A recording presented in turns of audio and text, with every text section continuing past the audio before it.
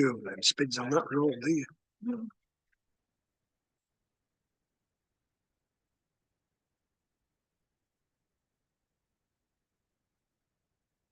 Oh, in Shore Street somewhere. Oh, yeah.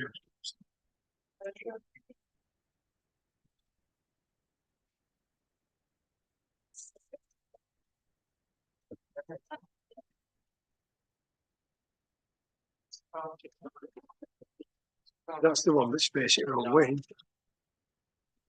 Shore Street.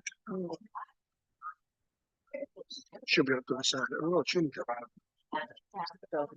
it? Members, It's on. guests, can we just park down for a minute, please? Good evening. Can I welcome everyone to this Hometown Council meeting? Do we have any apologies? Yes, I've got apologies from Councillor Hannah Wood and Councillor Wildman. Okay, thank you. Declaration of interest. Has anybody got any declaration of interest of anything on the agenda that they have a peculiarly interest in? No? Thank you. Item 4 is to approve as a correct record the minutes of the meeting held on Tuesday, the 14th of January. Is there any issues with these minutes? Any questions? If we are happy with the minutes, can I ask a proposer and a seconder? Councillor Robinson to propose, Councillor Thomas to second. All those in favour? Thank you. Item 5 is the clerk's update, and I'll hand over to Gina for any updates that she has. Yes, so the main update that we've got on there is basically obviously we were looking at opening the recesses in on the first floor. We have now actually got some prices through. So we have been quoted around 4,500. That's for the building control application, the list of building consent, and all the drawings and the plannings that go with that. Then we have another quote, which is approximately 10,500 to actually do the work. So obviously it's quite, I mean, it's nice to have, but it is quite a hefty sum. Councillor Sarah Coburn-Price. I think it is a hefty sum. I think we could look at it different ways. We could apply for a grant somewhere. I think that's possible because it's making a historic building more resilient, certainly for things like weddings or events. It will certainly make the staircase a lot nicer, won't it? It'll certainly give more of a wow factor. Another way we could look at it is potentially we could consider in the short term getting all the paperwork, the listed building consent and all of that sort of done. And then that gives us time. It gives us 3 years to expedite it in our own time. You know, it's a sort of long-term plan. I think we could look at that. Thank you.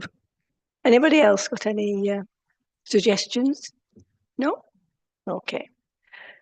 The other updates that are on there, the applications for number 2, Albert Road that's all still ongoing work.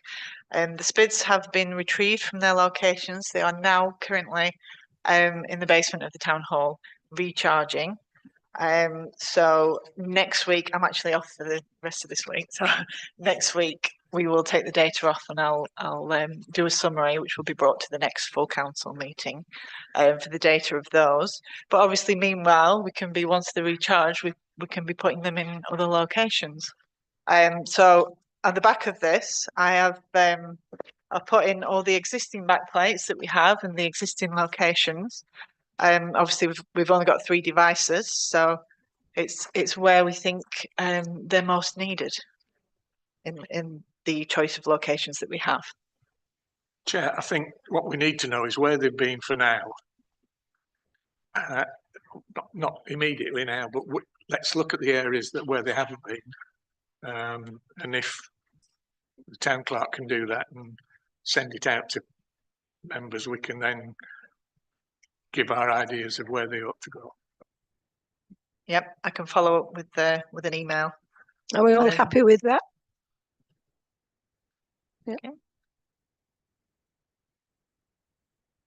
And the other is for the secret garden area. Unfortunately, we have been unable to reopen it due to adverse weather conditions. Obviously, we had the really windy weather and other safety concerns. The area is still deemed unsafe, so we have resecured the fencing, and I've put signs up just for the moment. Obviously, we are looking at different options of what we can do with that going forward.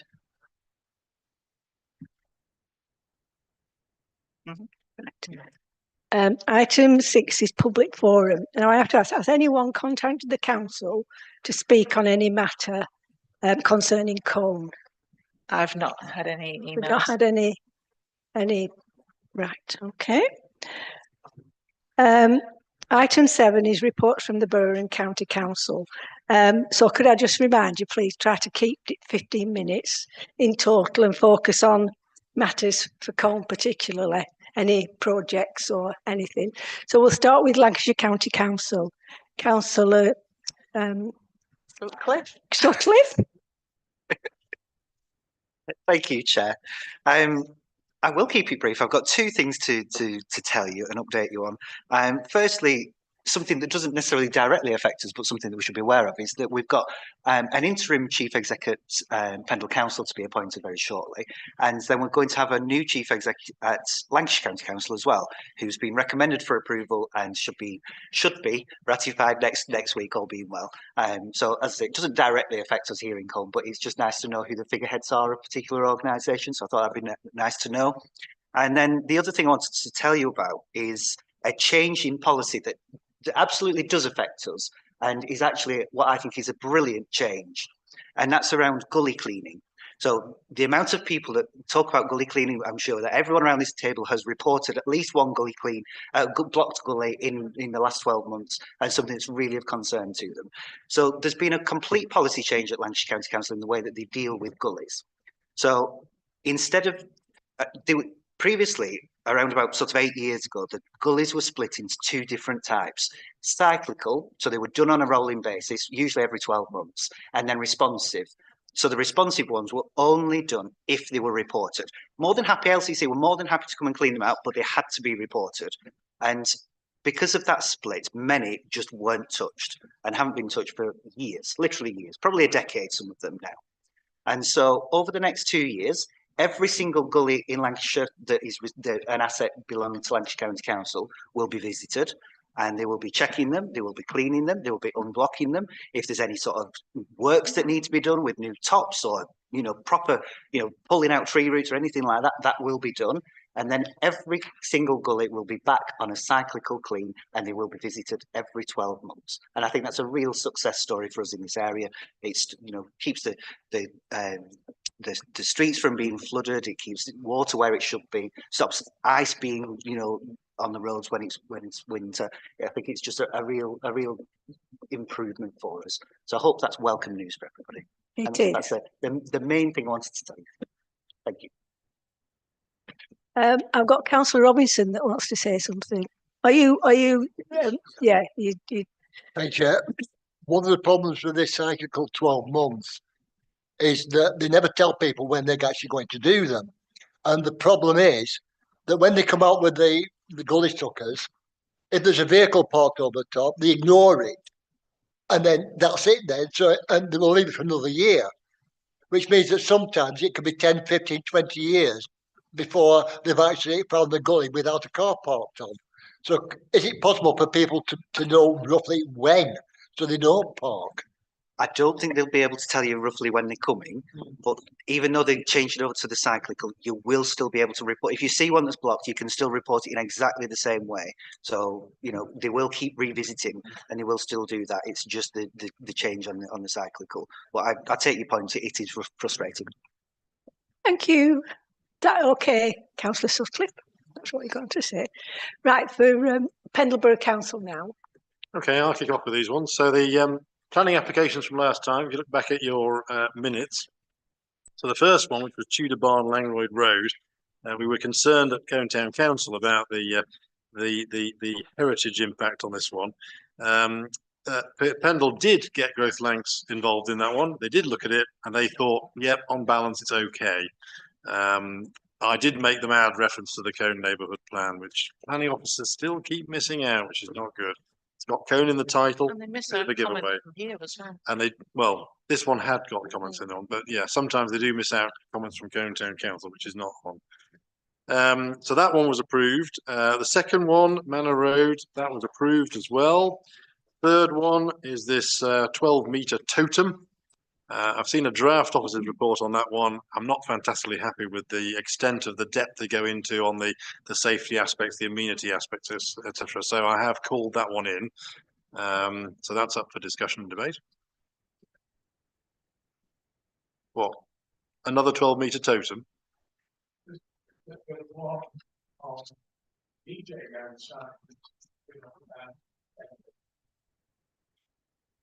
Oh, we'll have to check if that's the one, because it's not been approved if it has, if that's the same one. I think they had two, didn't they? And one was more on the site and one was on the edge of the site, by the side of the motorway. Yeah. And Lancashire County Council weren't happy with this one either. They said we wanted to know how to access it and maintain it, etc. Oh. We'll have a look and see if it's the same one then. It might be, you have to see which one it Okay. is anyway.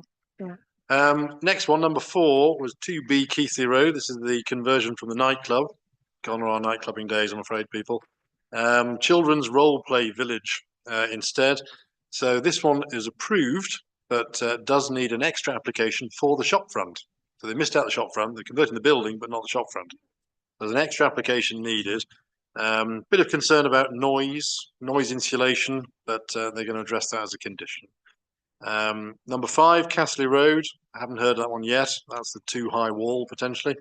And the 2 tree ones. Turns out we give our feedback on the 14th of January and pass it on a week or so later. They'd already been decided on the 7th of January. Thanks. So anyway, they're only tree ones anyway. Other things from a Pendle level, Ash has mentioned the appointment of an interim chief exec, so that's progressing well. So they got the candidate for that, and that'll be at least a sort of 3 to 6 monther, depending on how the recruitment process for a full-time chief exec goes. And the only other one is on the exec agenda in the private papers. This Thursday, there's a session on the Cone Market and the progress made towards opening it in July and appointing a market operator. Thank you. Sarah, review. So a few months ago, I haven't mentioned it for a few months. You might remember that I decided that we would try for a grant for the etymology of our various road names in Cone, and Gina's really helped me. So we've got a quote for an interactive map that you'll be able to explore, hopefully on your mobile or on your laptop, the hosting of all of that. I've got a quote from Pendle Council for the metal plates and everything. And now Christine and I are working up the first few so that we've got this is what it'll look like, because they'd obviously be very different. Because some of the ones are about what this road used to be like in the past, like Albert Road wasn't always called Albert Road. So it's not just the history of Prince Albert, it's also the history of the road.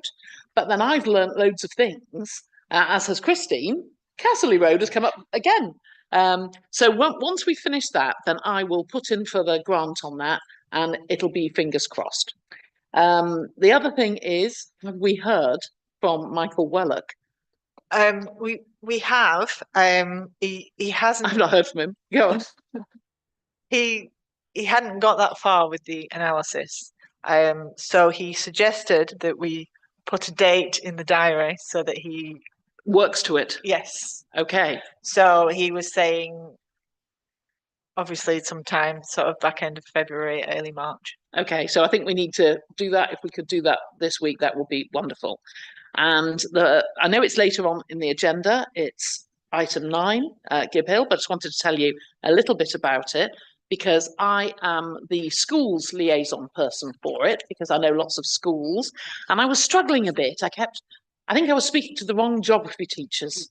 And now I've sort of got the right people at Pendle High School and Community College, at Fishermore and Primmett, and they've all come up with different things. And Primmett has come up with a full, all of year 9, all day long event of Gib Hill, as well as a sort of 30 people sooner. Everybody's sort of getting involved with it, and it's really, really lovely that the schools are involved, because it suffered from very, very heavy littering, and I pointed that out to the new headmaster of Fishermore, and within a day they sent me a picture of an enormous mound. They'd gone litter picking, they'd found all of this rubbish, and Phil Riley from Pendle Council was astounded at how much better it's looking. So the idea is that these young people feel that they feel that it's theirs, it's backing onto their school, and then that way they'll help us look after it. So now there's lots of discussion in terms of footpaths, whether there should be private areas, access for machinery for haymaking, and I'm sort of working on a design for a website that will allow people to know about events that are going on and things that are happening. So I think that's me done. Thank you. Any questions on either the Lancashire County Council or Pendle? No? Okay. Item 8 is finances. To receive a schedule of payments from 8th of January to the 6th of February for approval by the chairman, and that would be, is it 8A? Yes. Yes, Councillor David Coburn. Just a quick question on the big payments. We've got a gas bill of 5,000, an electricity bill of 1,700. Is that for a month or a quarter? That's for a month. Wow. Okay. It's been a cold winter. Yeah, I can imagine. I understand the gas boiler didn't work too well this morning either. No, well, it hasn't Last been. week or so. It has been working for a while. We did have a leak as well, so that had to be dealt with. So there was no heating in the annex building for about a week. We had to isolate it, and then they had to put new piping through, which luckily they didn't have to dig up the road to do. Okay. So they did that, and then they said they've refreshed the system, but it wasn't still working. So they have been back out to re-bleed all the radiators and flush out the system. Some of the radiators are back up and running, but some aren't. Yeah, I just got in. They're all the ones with all the members of staff huddling around. Yeah. Yeah. So Gina knows that I'm the chairman of the climate emergency at Pendle, and I put her in touch with the new climate emergency officer, Victor, and he's trying to help you with a grant, which is sort of public sector decarbonisation sort of grant, isn't it? Yes, it's obviously to improve the heating in the town hall. But whether, I mean, if it's just for the decarbonisation thing, if we're looking at different forms of heating rather than what we have now, then obviously we need prices for that. We need more investigation before I can actually put a bid in. Obviously, we were just looking at replacing the boilers that we have to make that more efficient. I would genuinely advise you to have the East Lancashire Chamber. They have consultants who do this for free. They're funded by central government. They come round and they say, right, this would be a vanity idea that would take 200 years to pay back. This would be the thing that will save you money here and here and here. And then you have a report and you know what will be the thing that would help you lower the bills and have the biggest return. And obviously that is the greenest thing as well, because lower bills mean that you're not using as much energy. So the East Lancashire Chamber, I can put you in contact with them, but they will come round and they'll do it for free. Okay. Okay, so to finish off then, I can move 8A on the payments front. If you want to do, do you want to do 8B at the same time? Well, we got a proposal, a seconder for 8A. Councillor Okay. Robinson. And Um, we'll do the okay. after the On- second one. On 8B, 8B. obviously we're about 85% of the way through the year. So I noticed we've got a few unders and overs. A bit of overspending on administration and CCTV and underspending on playgrounds and things, but no real surprises in there. I was quite pleased to see in the income column, actual income is just under 1.2 million and our budget for the entire year is 1.2 million. So we might well exceed budget on the income side as well, which is always good to see. But otherwise, I'll move. item Can I have a 8B. second? Joy, are you seconding again, Councillor Robinson? All those in favour of all the accounts? Thank you. Thank you very much. So that's for the budget and the monthly payments. Item 9 is Nature Reserve Grant Award. Yeah, so obviously we have heard about this from Sarah, so she has given us a bit more detail on what they're actually going to spend the money on. But yes, we did award the Gibb Hill Nature Reserve with £5,000 as their allocation of the Nature Reserve grant. Can I ask if any councillors have any questions on this? No? Okay.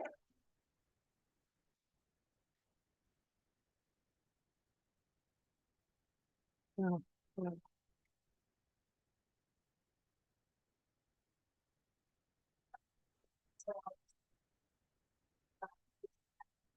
Okay.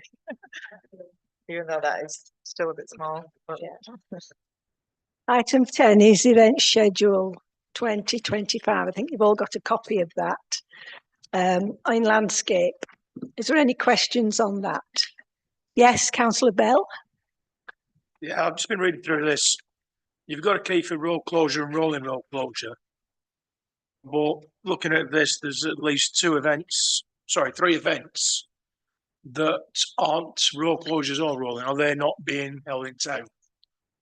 I'll ask our events manager to answer that. The event schedule was done back in November, which is why there's a note on there stating that depending on the condition of Parliament Street car park and the layout of the event, a road closure may be required. So Easter, we require a road closure, but Halloween, obviously, it all depends on whether the market's open or not. July. Right. So Easter, there'll be a road closure, but Halloween, we should be all right. Okay. Anybody else got any questions? No? I've got a question. Why are the markets not open till 11 in the morning? Because I know that lots of people come on a Saturday morning and they'll do the shopping. They like, go to the butchers and then we'll come and have a look and spend and then go home before the food gets spoiled. So I know we used to open like 9:30ish when people were about. Obviously, the events have grown in the past couple of years. So traders do tend to be ready from 10 a.m. But the official event start time is 11, just to give us that extra hour just to make sure everything's spot on. Because obviously, like I say, the events have grown and there's a lot more involved than what they were. But so locals, when they're doing the shopping, they can still come and Yeah, look and absolutely. But the official the event start official time, doesn't start till Yeah. 11.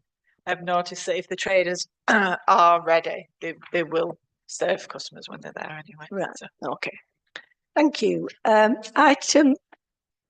Item 11 is the Town Council's Financial Risk Register. Pardon?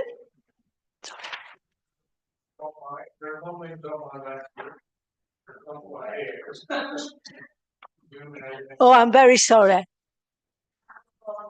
No, I'm sorry. I'm sorry. But so you can, it's loud enough, but I'm not directing it in the proper place. I do apologise.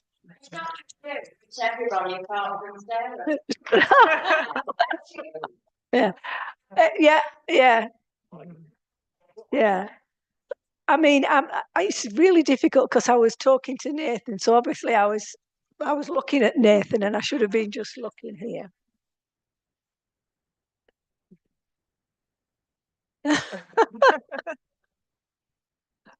One of those, yeah. Yeah, I'll have one of those that you can, yeah. What one of those what you put over it? Oh yeah, that would be nice. Yeah.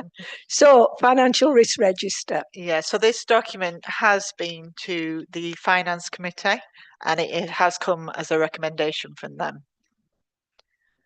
So any questions? Thank you. Yes, Councillor Coburn Price. Always one of my favourites, this one. Right, so if we look at the summary page, which is that one, with this one, obviously, you know, the scope is always the worst case, the biggest risk, etc. And then present is what we do at the moment. So my sort of initial question is, we've got another column, which is new controls. And that says, what are we going to do extra to mitigate the present risk, to make it even less risk? And I'm just conscious that a lot of them have something which is in there. So do you really want to commit to doing a whole load of extra tasks in order to mitigate the risk?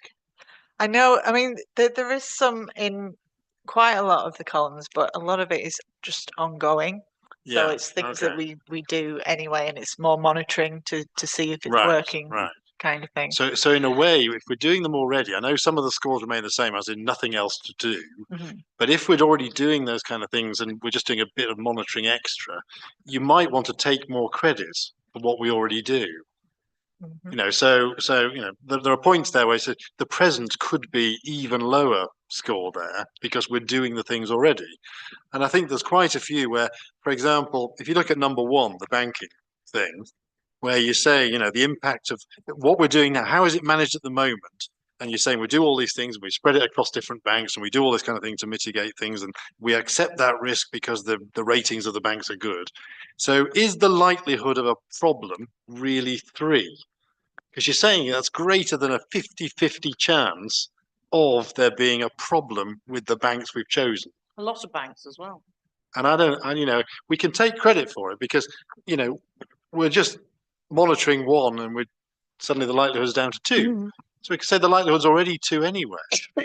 So I'm just thinking we can bring some of those things forward and take credit for it rather than beat ourselves up for saying, you know, there is still a risk, you know, it's still a problem here. The impact could be big. The likelihood is more than 50-50. So we can mitigate some of those. But sort of cautious, too cautious. Is that what you're saying? Yeah, I mean, let's take credit for a good set of controls, a good set of procedures that we already do, and therefore we can reduce those. Does anyone want to? Oh, Councillor Thomas.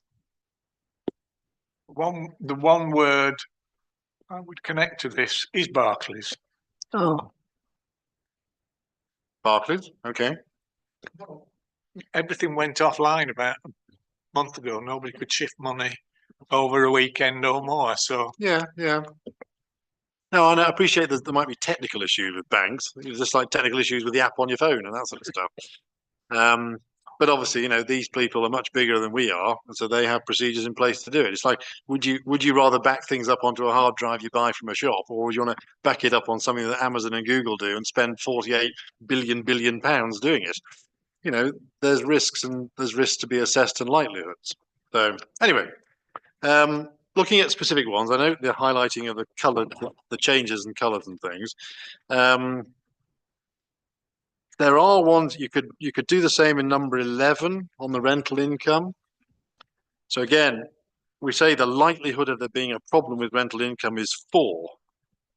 And obviously we are on top of our tenants. We know who they are. They're all paying according to the thing. We haven't had any bad debts. So again, likelihood could be reduced on that one. That's a specific example. In the purple box just next to it, by the way, the first line tenants, you've got too many N's in tenants. Then we've got over on numbers 18 and 19. Again, if you're saying financial impact is a 3 and a 2 on 18, to say financial impact of petty cash is a 2, by definition, it's petty. So, you know, the financial impact is probably lower than 1 even. So there's a few things there. Again, you could reflect to specific examples. What else did we have? Oh yeah, the big one, Blues Festival. So over in number 29, we've again although we say it could be big impact and high likelihood, or likelihood of 5, of course, is almost certain. I think again, the procedures we've got, how the risk is managed at the moment, and then if you look at that middle purple box where it's why is this acceptable, we've done a lot in recent years to talk about how we schedule things, how we have the rights to cancel things, reschedule things, repay things. You know, we've got the Cone Blue Society involved as well. So I think probably a 4-4 in the what is the risk at the moment is again probably a little bit too scary numbers. Obviously, we're doing a little bit more and suddenly it falls to 3-3. But again, we've done a lot to mitigate the risk, a lot to mitigate the likelihood of it ever happening. So let's take credit for that in terms of the way we've organised that. We've got it on track. We know we've had some debates about where the venues are going to be and how we commit to contracts and the like. So I think we've done a lot there to mitigate the risk and reduce that. So I think that's about it, really.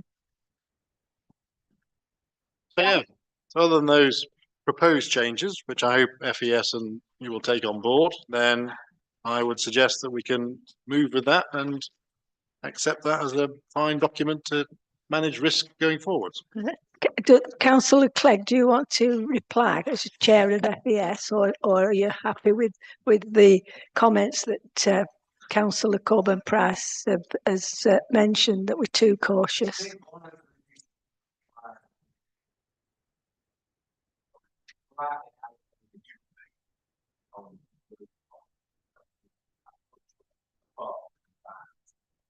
Yeah. As you all know, the Blue Society was quite a large amount of water. If they went, they with and they give us a certain amount of profit back if we make one, which offsets the amount of money that we initially. Yeah. So is the danger.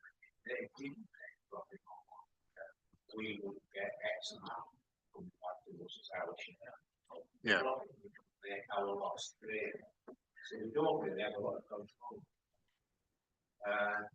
One thing I think we ought to do is go back to number 1, where it's, you know, we've got it scope displayed there, what it present tonight, and we've gone through, we're estimating. I think next year, when we sit down, year down the line, looking at these things, we ought to be making sure that the other one, if we're doing our job, that should be coming in somewhere between time and 4, we should put that, because if we're intending to measures to be down to 4, it should be at least on its way to the present plan next year. Yeah, agreed.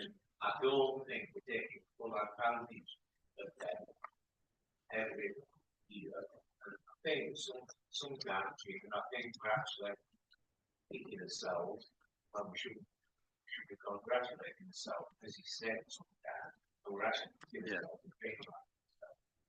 Absolutely. If we're Yeah. ever making it great for next year, it should be coming in under now. We haven't done what we're estimated out. I was just wondering if you had your microphone on, that's all. Oh, it's for the people watching and listening. No. Yeah. Nobody heard you say that, Dorothy.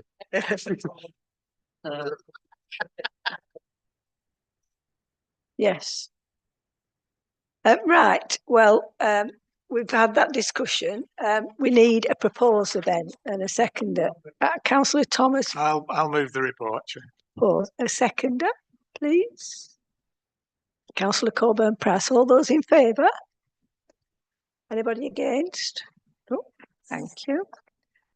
Item 12 is Town Council internal controls. We've got the document and the recommendations by FES. Any questions or any issues? Yes. I've got two questions. One is on page 9, where we talk about the free resource and how we use it and how we can use it, because we don't have the general power of competence. Can you give me an example of the sort of thing that might well be spent under such an umbrella? Small grants tend to come under that. Okay, Also, loan repayments come out of that. right, okay, I mean, generally there is quite a lot of legislation out there which allows you to do the different things. It's mainly if there isn't one that looks to be available, then obviously it would come out of that section 137. okay. So in terms of tracking that, obviously it says that in theory we set up an account code for it and we put those costs into there. So just provided we know what they are, then we can say, are we anywhere near the £147,000 total? We're not at the moment. Sounds like we're nowhere near it, but that's fine. Yeah, but it's just something we need to keep in mind if we get more loans and that kind of thing, because Okay. that can add up quite quickly. And working towards the general power of competence? Yeah. Once a certain person passes all their exams, then Yes, we're then there, then aren't obviously it won't be an issue. right, okay, doke. My second question is on the appendix. So obviously here's a tick list. Are we going to be able to say yes to all the things in that tick list for having that level of internal control? The only one that sprung to mind was a small one on 2C. Do asset insurance valuations agree or reconcile with those in the fixed asset register? I suppose they're sort of valuations versus historic costs, so they might not agree or reconcile, just that it's a valuation and therefore it's different. Well, we had we had them revalued. I think it was either last year or the year before. Okay. And those figures were obviously added to the asset register, and as a result, the insurance premium was increased to cover that. Okay. So at the moment, yes, we can. Yeah. You're happy we can say yes to all those controls, and we as councillors can sleep easy in our bed because we have a robust system of internal controls. Yes. Good. Thank you for that. We have the finance committee have actually asked, obviously whilst we're doing the year end this year, as we're going through all these, to actually produce the checklist. So obviously if there are any issues, then Okay. they can be discussed. Right. Super. All right. I'll take comfort from Chair of FES echoing that, do I? Yes, Chairman, what we did ask for is when the list had been completed and they'd either been ticked or not ticked, we asked for a copy of the list to be circulated to FES. Because I think we should look at it. I think on the scrutiny side of FES, I think we ought to look at that list and see what is ticked and what's not ticked. And if Yeah. there's anything not ticked that's of great concern, then we can do something about Yeah. it. Yeah. I mean, it looked a good and comfortable list for us to be able to tick yes to, I think, everything. So, yeah. Can I ask if there's any other questions on these internal controls? No? I'll propose it if you like. Thank you. Councillor Coburn-Price. I'd like a seconder, and Councillor Bell. Thank you. All those in favour? Thank you. Item 13 is Combe Street Names Project. Who's speaking to that? Or I realised that what I did earlier was I told you about the wrong one. So I told you earlier about the Cone Town Council one, which is this one. And what I meant to do was earlier tell you about the Pendle Borough Council one. So if you don't mind, I'll tell you briefly about the Pendle Borough Council one. Then they've both been done. Admittedly, this is in the wrong part of the meeting. So the Pendle Borough Council one, been a bit of a saga. Mary knows all about this. First of all, we didn't have the budget to cope with the ever-growing list of 48, I think we got to it, I think it went over 50, repainted cast iron nameplates, plus, how many were we on? 25 or something like that, replacement ones. Councillor Robinson gave me another 3, which I didn't thank him for, simply because there was more expense. So by the time we'd really got the big list, unfortunately, the prices had risen. And so the £2,000 that I've got that I thought would pay for the whole thing, plus the Pendle budget, didn't go anywhere near it. So I had to go back to Pendle Council, and in the end, we got £7,500. So this should really clear the entire list of all of the outstanding rusty plates. Please send me any more if you see them, plus give us a contingency that will take us to the end of the year. And then come April, we just back on the ordinary Pendle Council budget, dealing with things that arise as and when, things that just become rusty or things that disappear, and it should cover it. But I ask your help if you see any street signs that are rusty and need repainting. They're probably on our list and are being done now, but it could be that there's a new one, or a modern sign that needs replacing, or a missing sign. But we should be able to get to a complete ground zero, which I think would be really nice. It's been quite a struggle, but I think we're there. Thank you. Has anyone got any questions? No? Okay, we'll go on to item 14, which is Colne Junior Council. Gina? Yeah, so this was the second meeting of the Junior Council, and they had actually invited Nick Alderson along from Open Door. As part of their Head Teachers Challenge, they had to pick a charity that they wanted to raise money for. And as part of that, they're going to organise an event to either promote the works and to mainly so to get information out and to raise a bit of money for them, and also taking donations. I think they want to do all that at the event. But Nick obviously came in and said a lot about what Open Door do. I myself was really surprised at some of the things. I didn't realise that they had so many councillors that volunteer for them. So that was one thing that shocked me, really. I didn't realise that they did all that. But I think the aim now is obviously for the Junior Council to try and get that information out to everyone, so that everyone knows the work that they do. I know they've done different things on. I think they've got a birthday project. Was it something to help with people's birthdays if the parents couldn't afford to buy them anything, which is obviously a nice idea. So as well as making plans for their event, they were also looking at. It was mentioned that I think the chair has. I think he's left the school now. So at the next meeting they will be proposing a new chairman of that council. Sarah, have you got anything? Yes, the deputy who was on the council last year's chap from West Street called Adi was absolutely superb. He really was outstanding. I'm not flanneling here. He got a round of applause, didn't he? He totally was on top of all the topic. And the thing that Nick said that really resonated with the teachers and the children was that Pendle, perhaps not Colne, but Pendle as a borough, is #1 in the whole country for child poverty. I knew that already, obviously with my involvement with SEAC, but they were really shocked by that. And the stand-in chair said, we could work.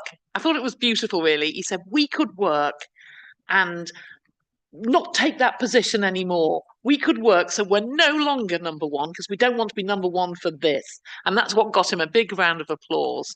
So yeah, there was a lot of enthusiasm in the room, wasn't there? And they were all buzzing with ideas. Yeah. It was a really lovely meeting. Councillor Lord? I don't know whether people are aware of this when Sarah talks about Pendle being high in child poverty. That has been for the last 20 odd years. When I first became a councillor, I was surprised then that this town was one of the highest in Lancashire. for child poverty. And I don't think much has changed over the years, unfortunately, as much as people are trying to bring us out of that. Thank you. Any more questions? Councillor Butterworth? Butterfield? Got it right. Yeah, I did. Yeah, so you're right, Dorothy. When I first became a councillor, nearly 17 years ago, Waterside was the most deprived, and I don't know where people get this from, because as a town we thrive. We don't just plod along. We thrive with Colne in bloom, and all the shops are open, and it's just a wonderful place to visit. Everybody that comes here wants to live here. Anybody that lives here wants to leave. But it's one of them places where it should change now. 20 years of being in the dark. So where does it all come from? Where does it all start from? There's somebody in London saying, "Oh, Colne's deprived," because I don't think it is. It has spots in Colne, and so does Manchester, Liverpool, Leeds, Bradford. You can go on all day naming places, but I don't think Colne is deprived. Not back, well, maybe 20 years ago, maybe, but not today. We are not in that position today. Yes, The Councillor Lord. figures that come back to us year on year are saying different. They are saying, well, it's not this council, it's not an individual. These are figures coming back from the agencies or whoever produces them. They're not fiction. They're not fictional. I know what you're saying, Councillor Butterworth, that this is a pretty town, and Bonnycone upon the hill, but hidden underneath that there is poverty. Yeah, there's poverty. My apologies, but there's poverty in every single city and every single town. There isn't. We're talking about Colne. Just let me We're talking about Colne. Yeah, just let me finish. Thank you. So somebody somewhere. Sorry, do you want to say something? Right, sorry. Somebody somewhere is making these decisions in Colne, and if they're not from Colne, how would they get the information? I mean, you can take this town and put it anywhere, and it won't be a deprived town, because this town is thriving, no matter which way you look. We are thriving, no matter which way you look. And people who say we are, I want to know them. I want to see who they are. I want them named. Then we can write to them and say, right, what do you think? What can we do? What can we change? I understand about poverty, and I really do. But this is not the only town, city in UK that's we should be number one, definitely not. Councillor Coburn-Price. Can I just I mean, I didn't start this. Sarah came up, with respect, Sarah. So it's the Office for National Statistics, and they have a great and really fascinating, but be prepared to waste 5 hours of your life down a rabbit hole. I will share it with Gina tomorrow, and it's an amazing map, because you can zoom right in, not just to Colne, but into tiny little bits of Colne, and you can turn on layers and turn off layers for numerous things. Like, did you know that Vivery is the least religious place in Lancashire? There are all kinds of things that you could look at. You could look at, and it's absolute. I learned loads about Bullsworth and Foleridge, about Lidget, and it is amazing. Sort of the stats that they've got, the numbers of people that have got A levels or degrees or eat Mars bars on Thursdays. It's absolutely phenomenal. So I can share this map, but be prepared. Once you start, you'll go, oh, I'll just look at where I used to live. I'll just go and look at, oh, what about my friend's house? And then you just can't stop. It's very, very interesting. Just 1 minute. Yes. So Vivery is the most unreligious person. So these people go to the Trojan church. So I really don't know how they get the statistics together. It's the census. They've written on the census. No, I'm a Jedi Knight. Pathetic. Right. I've got Councillor Bell, and then I've got Councillor Moffat. Okay. Just for clarification, as you were saying, Councillor Sarah Cohen-Praz is right. The Office of National Statistics, every day they get very large data. And what they'll do is say, HMRC, this is how much people have earned this week, this is how much tax they've paid. They look at the numbers of people that are here, then look at how many children there is, and that's how they work the average out to say that's the borderline and we come under that line. It's all right saying for the the borough, you might have some people who are, working at a high income, but you've got a lot of people who are actually on benefits if they're not working, elderly, so that brings that average down. That's how they work it out. It's not just grab figures out the air, but it is HMRC. It's how many children are actually based in the area, saves on the age demographic. Right, thank you. Councillor Moffat. Yeah, with the National Statistics, the Office of National Statistics, those surveys are done. Pardon? It's me. It's me. Go off in a minute.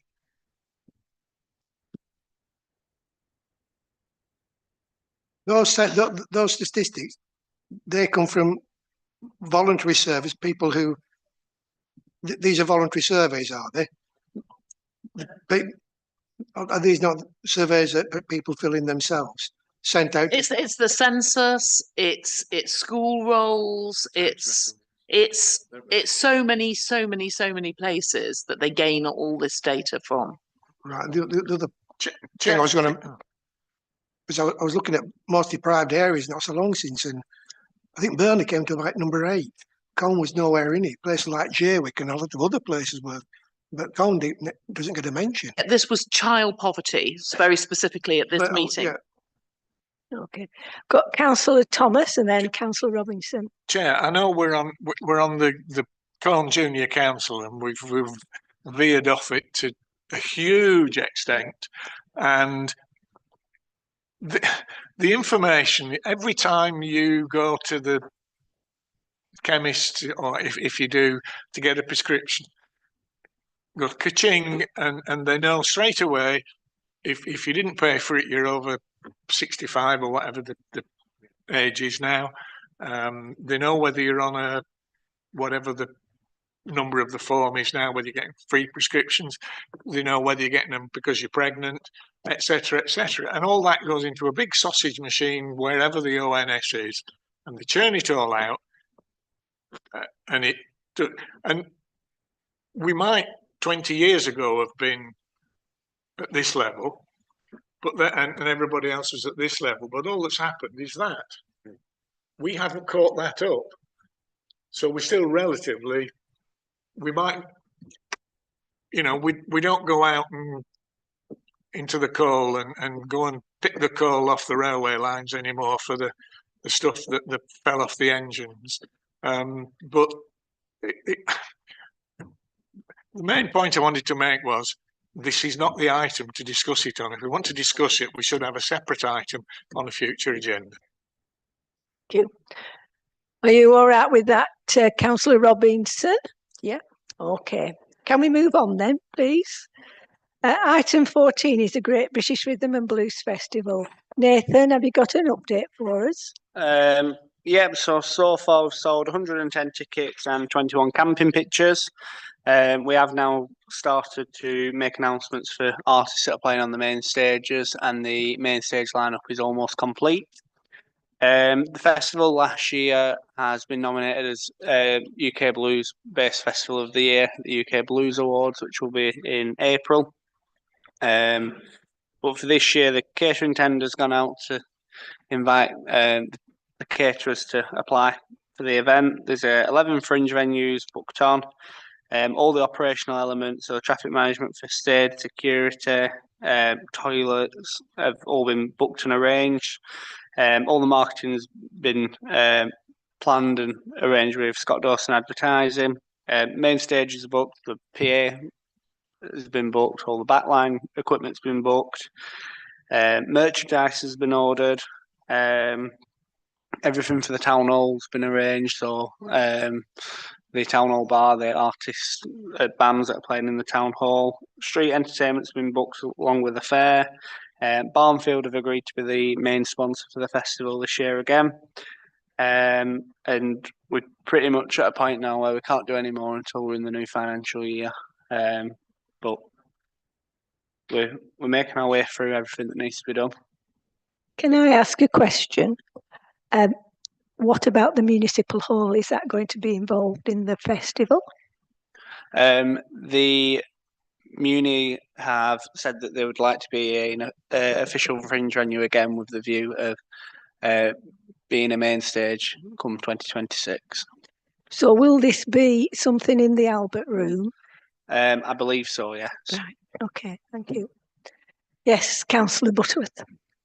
Not going off topic, is there any way we can speak to the vendors? Because on the Blues Festival, the actual food outlets are horrendous. Last year, I'm just outside here. I paid £21 for a burger, a sausage roll, and a cup of tea. £21, and as we're in poverty, I don't think it should be right that these vendors can charge that much. Because he did have a price list, but it was on the floor. So I looked at, I didn't see the price list. I just booked a burger, sausage roll, and 20 odd quid, £21 something like that. Is there any way we can talk to vendors or ask them to be, I don't mean cheap, but I mean reasonable?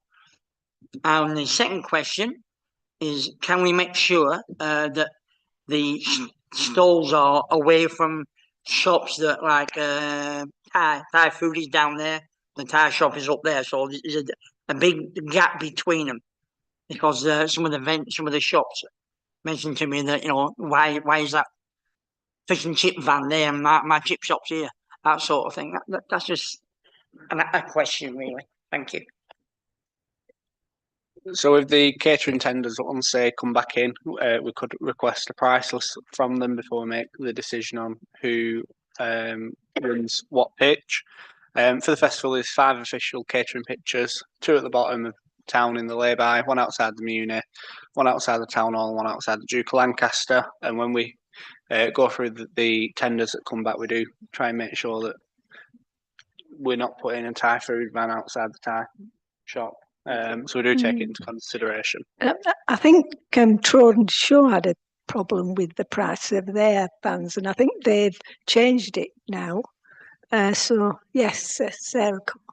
I'm just going to say that every year, as is tradition, Alice mentions the sustainability of the packaging of the street food, and I back her up. She hasn't mentioned it, so I'm mentioning it for her this year. You can back me up if you like.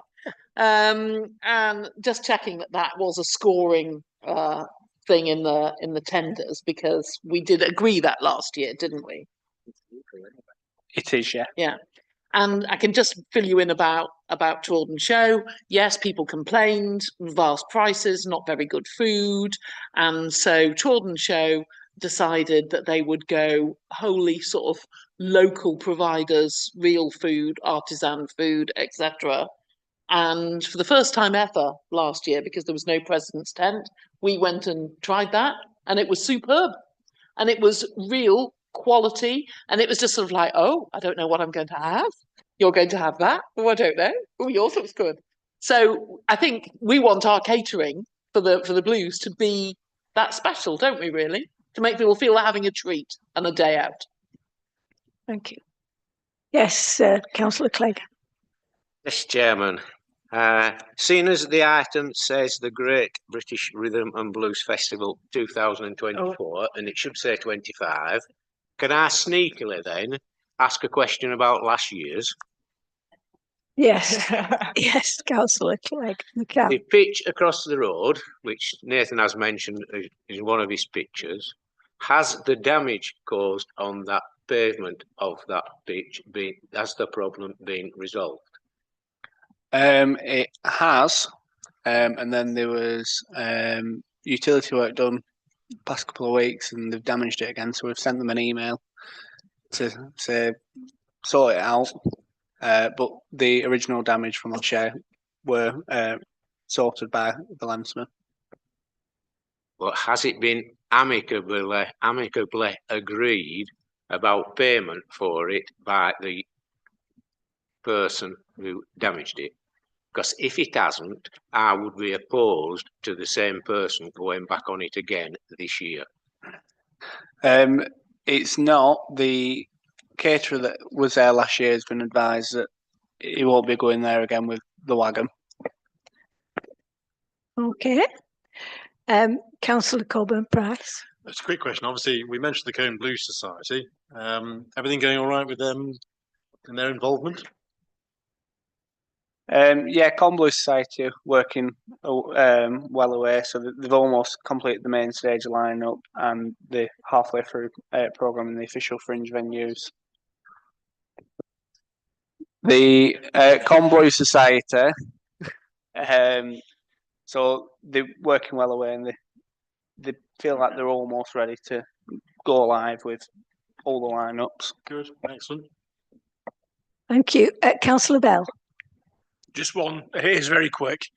If we're having any stalls, can we just make sure they're not on the footpath? If it's a trailer or anything like that they're actually on the road rather than the footpath. Because if you're doing damage like that, they'll do damage on any one of them. So the only pitch that's on a pavement is the one outside from here and the one at the Muni.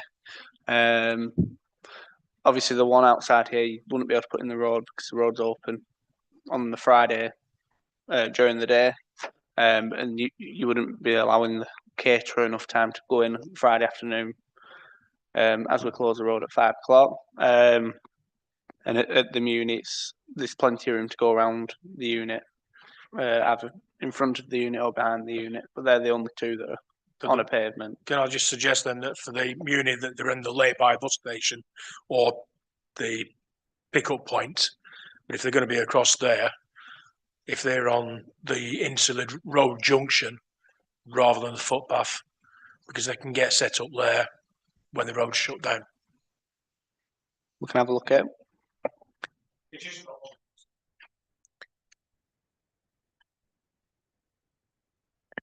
Councillor Mann. I was just wondering about the buskers. Have we got a list of those and how are they getting appointed to their pitches? So we'll have the 5 busking tents throughout the event area like we normally do, and Cone Blue Society will be working on filling those with buskers. So then the buskers that actually book on to perform, they'll be listed in the programme that obviously gets done every year, but then we'll always get the ones that just turn up and want to busk where this space. So it's Cone. Yeah, so it'll be done in advance of the festival. In advance of the festival, yeah. Is that okay, councillor? Yeah. Are you happy with that answer, Councillor Mann? Yeah, sorry. Right. Shall we move on to Cone Neighbourhood Plan? Councillor Sarah Coburn Price. Over to you. Yeah, I don't think we need to because we discussed it earlier. Obviously, the next thing to do is put a date in the diary to give Michael Wellock a deadline. Thank you. Item 16 is planning. Right.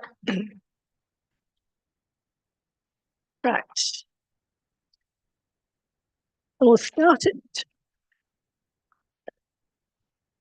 There's 2 of the same one. Yes, they are. They've got the same. So it's 25/00 stroke 18 and 19 LBC. It's for the church rooms, St Bartholomew Church at Cone. Sorry. Yes.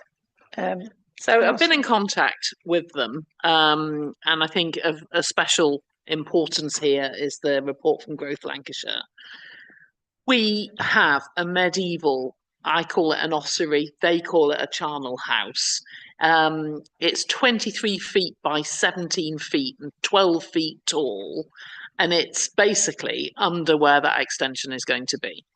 If there was to be a full archaeological investigation, it wouldn't make the building sustainable. And the idea is to make the building sustainable, so it would negate that purpose. Growth Lancashire suggests that the application is withdrawn. it certainly needs to be reworked. Can't just put foundations into a historic site like this. I mean, this extension, which is, you know, planned and well mannered and set back and made of the right materials, is between a grade 1 listed church and a grade 2 listed 1813 grammar school, and it's over the top of a medieval charnel house. So actually, I do feel really sorry for the architect, because that's a challenge. But I really feel that we need to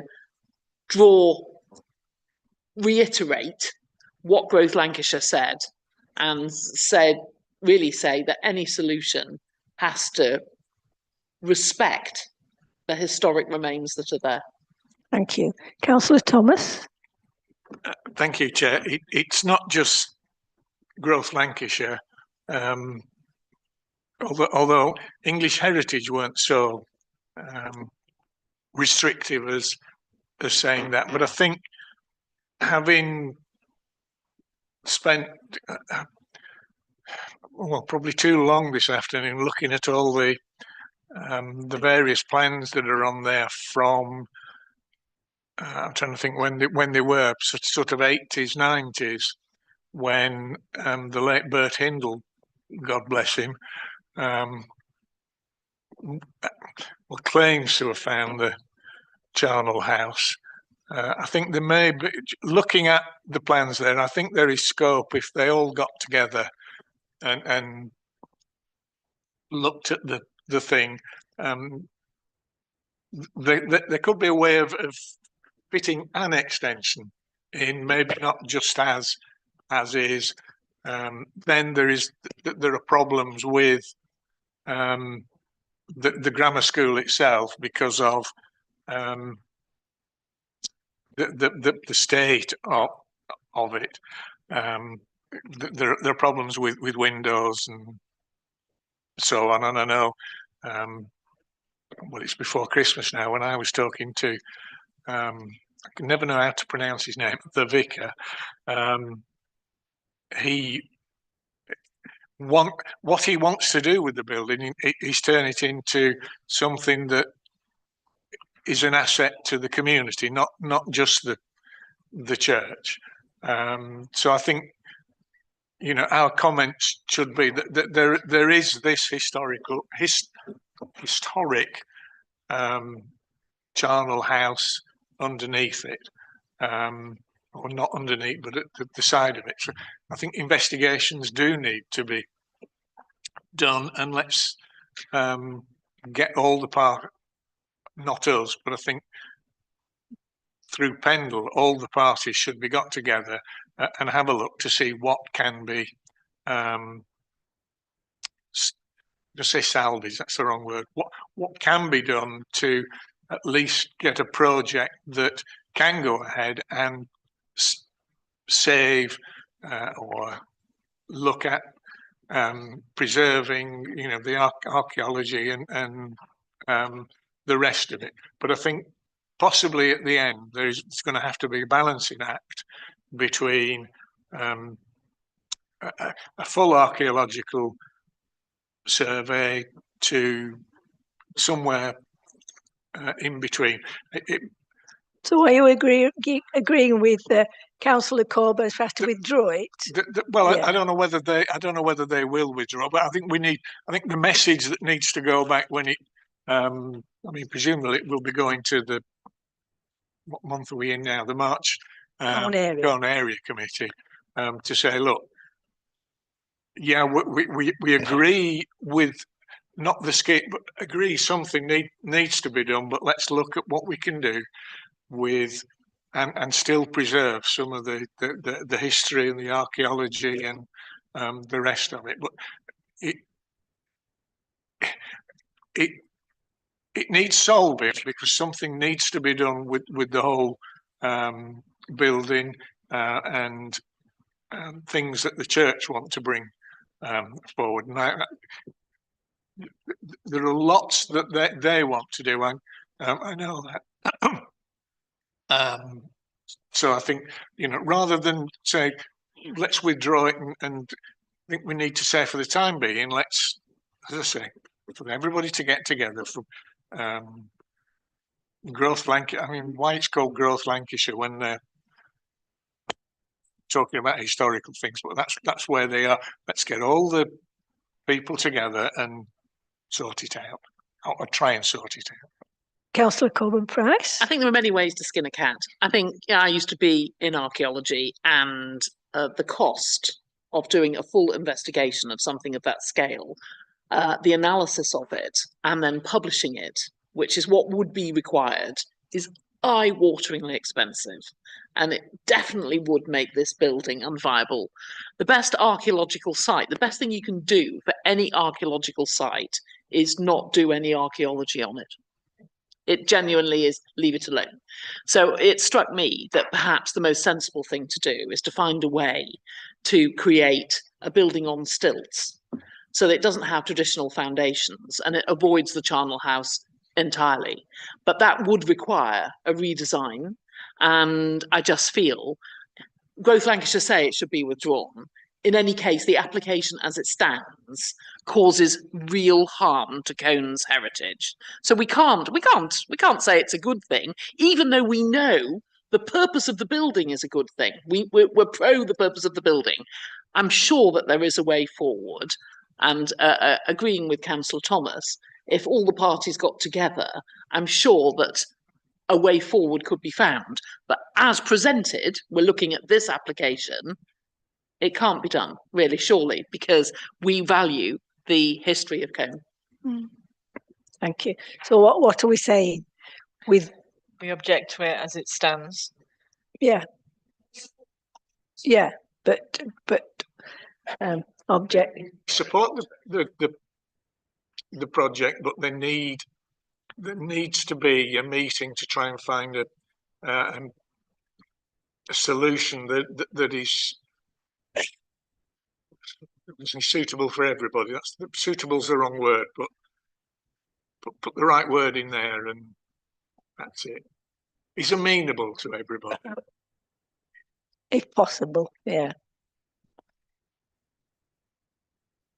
But as long as they understand what we mean, that we happy that they try to get this building, but that it wouldn't destroy our heritage, basically. I think. Yeah, but let's also get it into perspective. Until they started, I was going to say poking around, wrong phrase.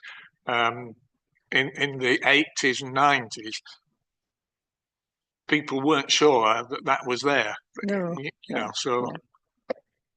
Right, okay. Item 3, it's access track to hire a Standroid, Bent Lane, Cone. Yes, Councillor Coburn-Price. So essentially, this is one edge of the Lidgett Triangle. And over the years, we all know this in parts of Cone, walls have become dilapidated, not kept stock in, and then farmers have put up some wire, some posts, some baling twine. Make it happen, it's good enough. But the general overall look of the site is diminished. And this is important because it's in a conservation area. So the new owner of the Lidgett Triangle, who's sitting in the corner of this room, so we mustn't be too rude about him, he is trying to restore all the features, the footpaths, the ecology of the Lidgett Triangle, which is great.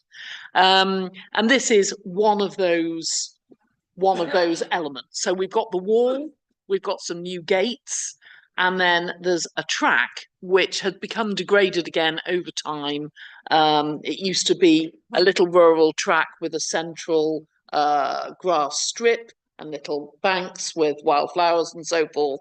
That's over time, people have degraded it. And so that's going to be restored as well. This is a public footpath, it's in a conservation area. It's really a win-win-win-win because the whole area is going to look better, more appropriate for a conservation area. So I would suggest that we support this for the ecology, for the heritage, and generally for the Lidgett Triangle, which we've put in our neighbourhood plan as a local green space. Everybody happy with that? That we support it? Yeah? Yeah, okay. we'll send those comments to the Colne Area Committee. The next one is 265 to 267 Burnley Road, Colne. Erection of a single-storey rear and side extension to existing vehicle sales building and installation of roller shutters.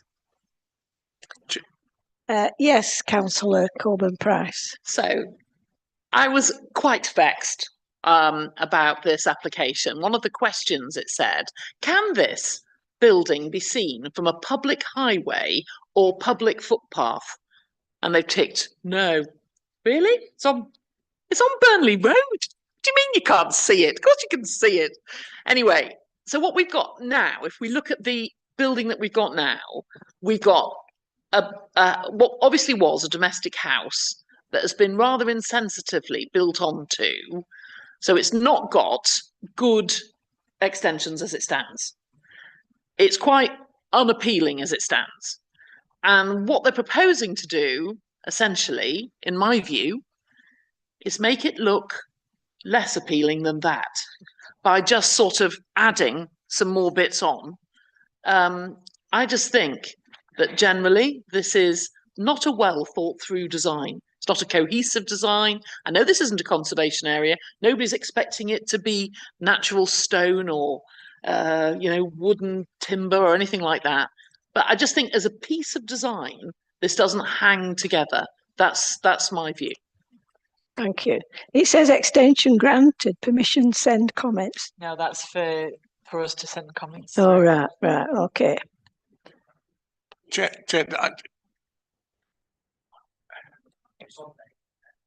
I think the fact that they tick public, I think it's probably just an error. This is what purports to be a car showroom, which hasn't been a car showroom for about, well, I don't know, about 8 or 9 years, if not more, on the corner of Penrith, I know. And what the proposal is, as I understand in reading it, is to turn it into a storage garage for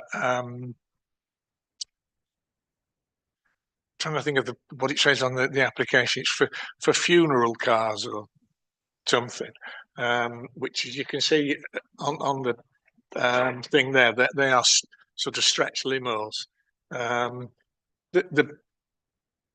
Yes, it's an industrial type building. It's not particularly pretty.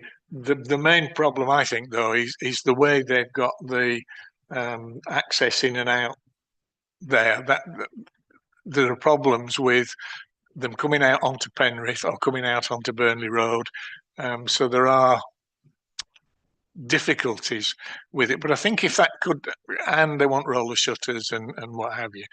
But Burnley Road from there on is a bit of a mixture of different things. You've got Halliwell's in what was the old co-op. You've got Simpsons on the other side of the road, which is not far away.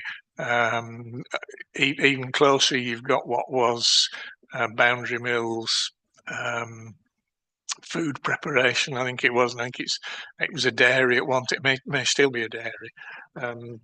So I think there are things wrong with it, but I think if they can find solutions to the traffic or the possible traffic flow in and out, it would be in an ideal world, but we don't live in an ideal world.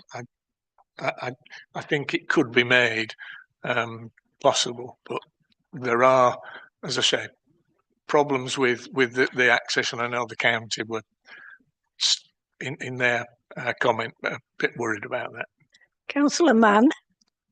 When I saw installation of roller shutters, that really makes me quite depressed. If you've been on the bus to Burnley and you've gone through the shops and seen all those shuttered shop fronts, I don't think we want that in Colne. So I would really object to that roller shutters Right. idea. Right. I've got Councillor Clegg and Councillor Ward. Chairman, what we've got to be mindful of, it is a long, long time since that was a house. A long time. Yes, a very long time, because for many years it was Edgar Simpson's car showroom. In fact, it was a car showroom before I was born, and that's going back a year or two. Yes, they did have cars then, Dot. Steam powered. When you were born, they didn't have. They just had horses. But Chairman, it had a roller shutter door on in the early 1950s. So you can hardly say that it shouldn't have a roller shutter door on it. But Sarah is right. At one time, it was a house. I wouldn't like to try and hazard a guess as to what time it ceased to be a house, but it certainly wasn't a house in 1950. David, just to be clear, I'm not saying it should look like a house. I'm just saying that it's evolved in a really insensitive and not well thought through way. It's not that it couldn't have done or that the house couldn't have become a garage. It's just the piecemeal, unpleasing way. That's what I was really meaning. So are we saying that it's okay, but we're concerned about the roller shutter business? The overall design. What does other people think? So that the access as well. Access. Can anybody remind me, at the Skoda garage, do they have roller shutters? No. No? No. No, right, okay. And that's always been a car sales place in the 53 years that I've been here. Always, yeah, so. It wasn't always a Skoda garage, though, was it? I'm confused. It was Simpsons when they were Roots, which is showing my age. And then they went on to Peugeot. Yeah, they were walk, but yeah, so it's always been some sort, and latterly it was used cars. So what are we saying, council? Are we saying Of the overall design. we don't like the overall design and we don't like roller shutters? Is that what we're saying? And we have concerns about access. Yeah, we have concerns about access coming out onto either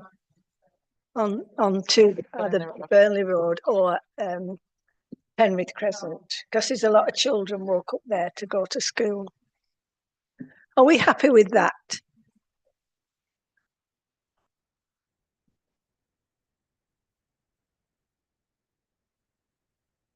Right, the next one is 52 Market Street, Colne. Replacement of 3 existing antennae with 6 upgraded antennae, together with the installation of 1 300mm dish and 1 600mm dish to replace upgrading existing cabin and associated ancillary works. Chair, I meant to have a proper look this afternoon and I forgot. They're actually working on replacing some now, but that looks to be more at the back of Boots, whereas the address they've given here is more for Tesco's. So whether they've just got the address wrong or they moved it before, I don't know. But they're replacing what's there with something, I mean, it's really... Do we say no comment? We all want 5G and everything, so... No comment? Yeah. Chairman, I think it's a case of replacing what's there with something similar. It's not a new application for something new. I think it's a case of taking down what's there and putting something that's more up to date and... Right. Okay. Yes, Councillor Robinson. Thank you, Chair.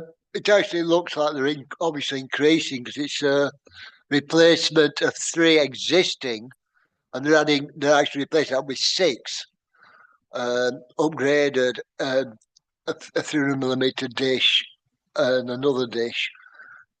Have they done the obvious safety checks on this one? Because there's always been questions in the past of EMR, etc., affecting as that, especially so close to a school. So has all that been taken into account? Chair, there's about, no, there aren't 100, but there are absolutely reams and reams of reports and also on the with the application set saying what wavelengths it runs at, etc., etc., etc. So if Councillor Robinson wants to look at that, that'll give him all the information. Are we okay with that then?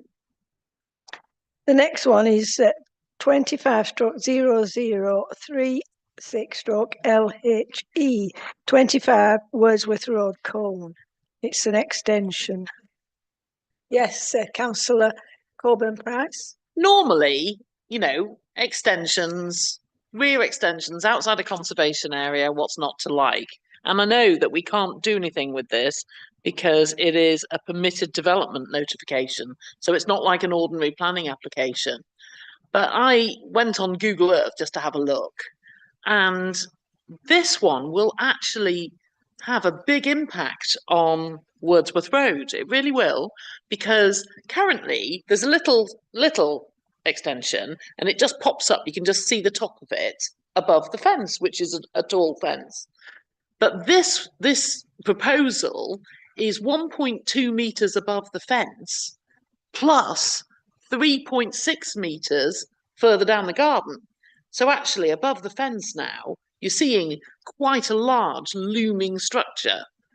Be that as it may, there's nothing we can do about it.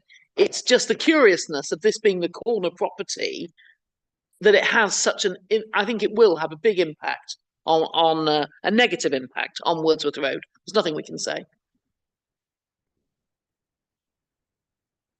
In reality, Chair, I don't think the fence is there now. Is it the top one on the left? It's the top one. The impact is more on Tennyson Road than Wordsworth, because the people will. They're looking across it now. Look, yeah, well, some of their view won't exist anymore, but it's permitted. Yeah. Okay.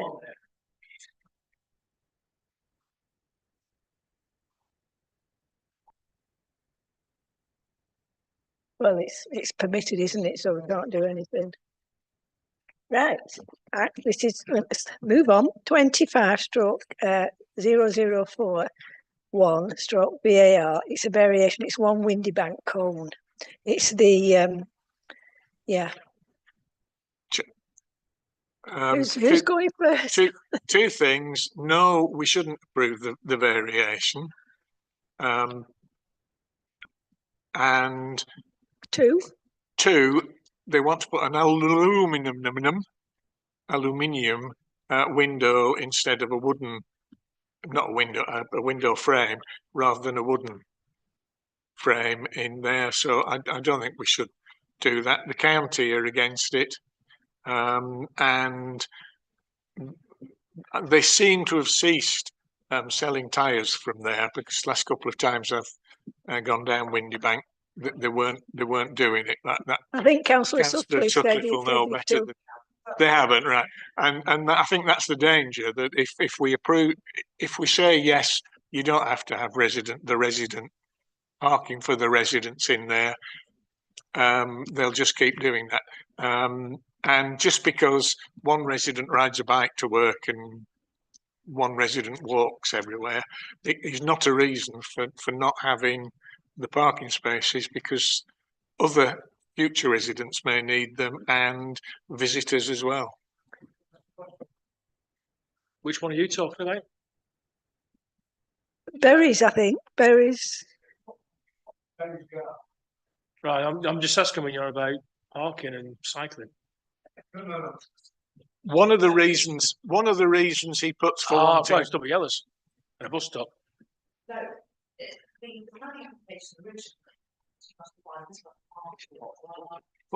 yeah, Right, because I know, I think it was 2 days ago, somebody was reversing out of that onto Windybank, and it's like, yeah, that's an accident waiting to happen. because they're using it illegally, I suppose, as a tyre. Yeah, I do apologise. It's just that when I'm looking at that variation, then it's like, Yeah, well, that's one variation is not to provide the 4 spaces, and the other variation is an aluminium window frame instead of wood. And we should say on your bike, the bike and the person that walks are the person who's put the plans in's justification for taking the parking spaces away. Oh, part of the justification. thank you. It just, like I said, when I was reading that, it just didn't make sense. Councillor Clegg and then Councillor Sutcliffe would, whose shops in front of it might have some information. Yes, Councillor Clegg. Yes, Chairman. I think a lot of people don't realise just what this building is or was in the past. And I certainly wouldn't be in favour of allowing aluminium window frames on it, because some of you may know and some of you may not know that one of the oldest buildings in Colne now is what is known as the current Red Lion. And many, many years ago, which was, I think it's about 17 something, this Red Lion, isn't it? Date on it. Well, it's an old building, is the existing Red Lion. And what a lot of people don't know is prior to the Red Lion being that building, this building was the original Red Lion. And when they built the current Red Lion, they moved from this building into the new Red Lion, which is an old building to us. So that just tells you how old this building is. And there are documents about or internet that suggests that this building was a pub before the hole in the wall was a pub. So it is quite old. So I wouldn't really think it would be a good idea putting aluminium windows into something like that, Chairman. Councillor Coburn-Price and then Councillor Sutcliffe. Okay, so we're number 56 this on our list of non-designated heritage assets. So so as we need to protect this, we put it down in our neighbourhood plan. So you can now give them the whole thing, Yeah. Gina, give them the whole 9 yards that we put down. Yeah. It is important. After it was the Red Line, it then became the Walton Arms, didn't it? There are loads of myths all about the cellars and everything. We passed this application so many years ago. I can't remember how many years ago it was, but it was in good faith because we wanted the building to be occupied. We wanted it to be done sensitively. And here we see something that unwinds cycling, which we're pro, unwinds parking that's off-road, which we're pro, and unwinds the sensitivity of the building. So we're not pro, are we really? We're not very pro as the town council, I feel. Object. We're all objecting. Yeah. Councillor Sutcliffe. Thank you, Chair. Thanks for letting me speak. It's I'm pleased to hear all of the comments in objecting to this, because it's something that's obviously quite personal to me, being so close by. But something that half amused me and half annoyed me is in the planning application, it actually says about the residents that live there that use their bikes and they don't drive, and most of them walk. And I thought, I'm there every day, and I've never seen anybody in or out of there apart from an odd workman every now and again. I've seen the owner there checking on the building. And I thought, I'm just going to check with council tax and see if the property's occupied, because they're going to know. And they said, no, it can't possibly be occupied because it's still commercial property. And it's supposed to be, is it 5 flats, 5 units? When it's completed. So I thought it was interesting to see that there have been mistruths on the application. So yeah, really pleased to hear everyone objecting. Yeah. Right, well, we're against that for all those reasons, right. The next one is right. Come on, guys, let's 25/0043 stroke FUL. It's land to the west of Westlin Barrowford Road, Colne. Whew. Yes, Councillor Coleman Price. So you might remember last year that we sort of regularised something that was there. Do you remember? It was to retain something. And it's horrible, isn't it, being a councillor, in the sense that it makes you more suspicious than if you're not a councillor. And you shouldn't feel like that ever. You should always feel that you're able to take everything at face value. I have asked the officer some questions on this because although this is incredibly smart, you know, we've now got a full stable yard with 6 stables, tack room, parking, menage. Obviously, in the last application, we very clearly had as a condition that this must not in any way be a commercial venture. So that means that this applicant has to own 6 horses. Now, David's brother once had 7 horses, and I was a bit jealous of him. And David just said to me, he only has 1 bottom. And that's true. This lady only has 1 bottom, and she has 6 horses potentially. So I do think that we need to query the scale of this development compared to 2 little wooden stables. The expense of this will be vast. Not that that is anything, a reason to turn anything down, but this is another level of development compared with 2 wooden stables that you can have delivered, you know, flat pack and put up in a weekend. This is a substantial development. It's not just adding on. It's not at all. It's another scale. And access is off Harehouse Lane, which is unmade and unadopted and wibbly wobbly. So if it does turn out to be people bringing the horse to stable it there, that's going to cause problems. Well, it was a nice hotel, but they've had quite a few planning applications in for various extra things, haven't they? It's a long way away from Western Yeah, itself. yeah. Any other comments? No. But what we're saying that it looks more commercial than. Absolutely can't say that. No. We can't say that. We can, of course, say that it is clear from the previous application that there is that condition, that it's for private use. But I suppose we could potentially say this is a significant gear shift, isn't it, in equine facilities. I mean, we've gone from a sort of guest house in Blackpool to the Savoy in London, really, in terms of scale. Yeah, it's a big change. Big change.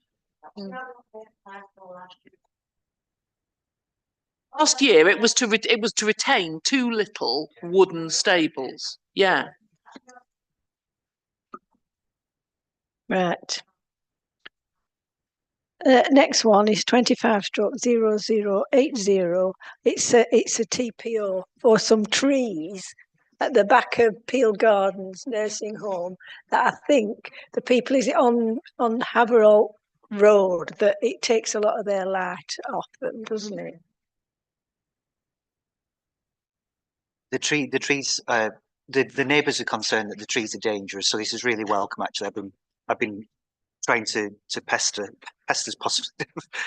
Well, actually, it's an accurate word. I've been pestering the nursing home to get something done on those trees, and so it's really welcome. It'll be good news for the neighbours because they're concerned, especially with the high winds that we had recently, that they were going to come down. Yeah, so, yeah, it's really good. Yes, Councillor Bell. Yeah, with Peel Gardens, you've also got the accent which on the flat side of it, and I've been pestering them for the last 18 months for the same reason. They got back to me about 3 months ago saying we've got plans of works for the trees to be rectified. So it's been a long drawn out affair with them down there. But good. Next one. Yeah. may not all have had TPRs on them. No, no. Yes, councillor Mann. If they're removing these trees, have they got any plans to replant new ones? Don't know. Are they removing or just reducing? Or could that be mentioned? It says reduce trees. So they're just reducing them down. Right, okay. Councillor Robinson. Thank you, Chair. Thank you, Chair. There's always a problem when we sort of look at ash trees, because obviously there's a threat to ash trees at the moment with ash dieback, etc. So any work that will improve the survivability of the trees, for example, on this one, it's looking at, I would say, taking out dead wood and reducing the height to protect the trees. If that's the case, then yes, but if they're going to just tear the trees down, then no, you should not remove ash trees unless it's absolutely necessary. They are, say, under threat as it is, without humans murdering them. The story rises. Well, it doesn't say take them out, does it? It just says lowering them and what have you. Yes. I think Alice is right. I mean, okay, I think Councillor Robinson's right as well. And those ash trees, it's right to incrementally prune them, but they almost certainly will die. So actually, belt and braces, and we're allowed to do this with the town council. We could go with Alice's suggestion and say we should be raising the next generation. We should be planting some new trees ready for when those ash trees have gone. We should be thinking ahead. Yes, councillor Mann. Recently, there's been a couple of ash trees that had to come down near Sutherland Street, and one of the residents was very upset about it because she'd seen it grow over 50 years. And Phil Riley, what a lovely chap he is, he got in touch, gave us some ideas about what we could replace there, and we're going to have 3 flowering cherries there. So if we have to take trees down, and we have to take a lot down in Waterside at the moment with ash dieback, then I think that's what we need to do, make sure that we're replacing them. Yeah. Councillor Lord. I've seen the email about that, and I was very pleased to see that Phil Riley and his team are actually talking to the residents, in particular that lady from Sutherland Street, and involving them in what to replace the trees with. And I'm hoping that this is something that they're going to adopt now, that they're going to go out there, as Phil will, and talk to people and say, well, what would you like there? And take their ideas on board. I mean, I was so pleased to read that. It just excellent. You don't often see that, do you? So, yeah. Thank you. The next one is 250024/HHO. It's Sunny Bray, Cotton Tree Lane, Colne, Orangery. I only know one in Colne, that's Dennis Mendora's one. Sure, yeah, he's got a nice orangery. Have you?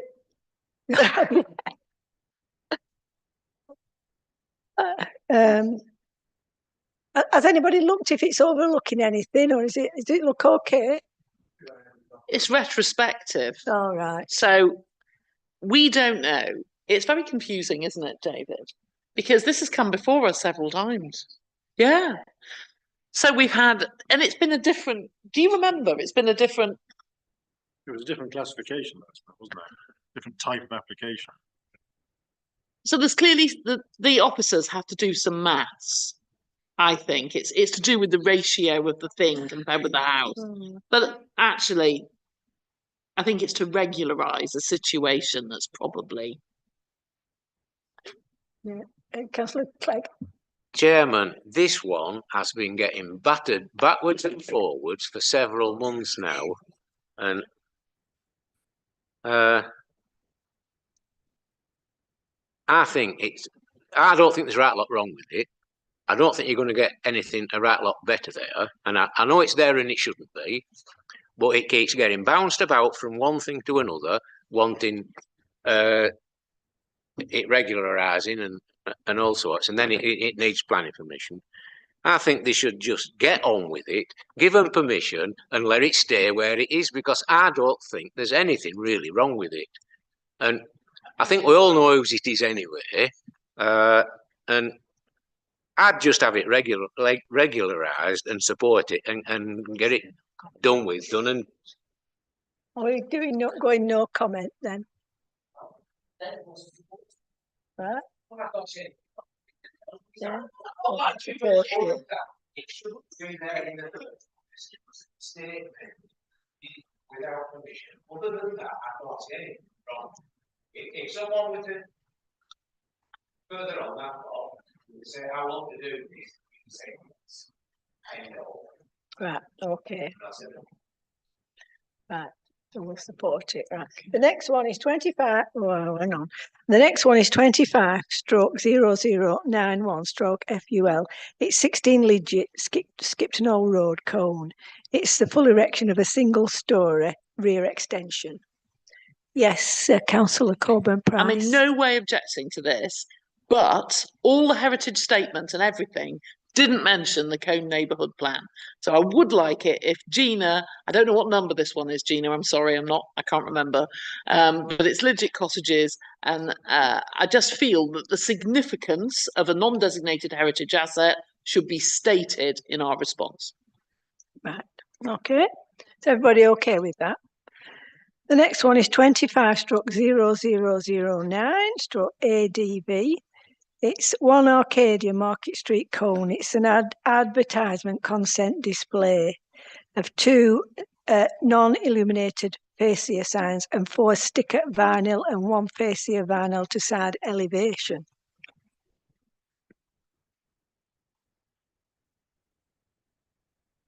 Yes, Sarah. I think the vinyl on the stall riser is a shocker, I'm afraid. I do. This is a conservation area. It's one of our 2 arcades in the town. That's a shocker. The stall riser is a historic feature on the shop front. Obviously, the advert that's there above the shop front is what you'd expect.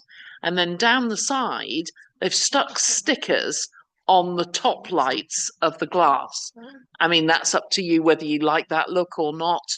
I don't think, it's down the side, but I think the stall riser element, my goodness, Colne stall risers up and down the high street, if everyone had vinyl stickers on, can you imagine?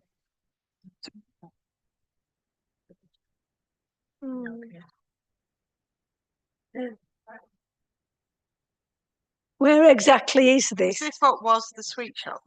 Yeah. It's what was the sweet shop. Oh, that arcade, right. Yeah. Yes, Councillor Robinson. Thank you, Chad. I'm not happy with this. It just doesn't look right for Colne. They're trying to modernise an historic mill town, and it doesn't work. It's not in keeping with Colne. I think we should object strongly to it. What's the rest of the thoughts of councillors? Yes, Councillor Howard. I'm just looking at my thing. I can't. Why are they wanting to put an estate agents in the arcade? That arcade is for old shops, really, ain't it? That's how it started. Old sweet shop and old this, old that. And the bakery at the top end. Yeah. The estate agent should be down the main road, like the others. I think that should be saved for shops. You mean retail? Sorry, retail. Yeah, rather than office. Yeah, right, shops. I don't think we can. I don't think we can say that.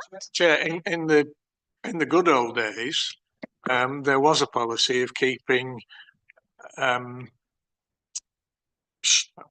not shops, offices and things out of prime footfall areas. So when that policy was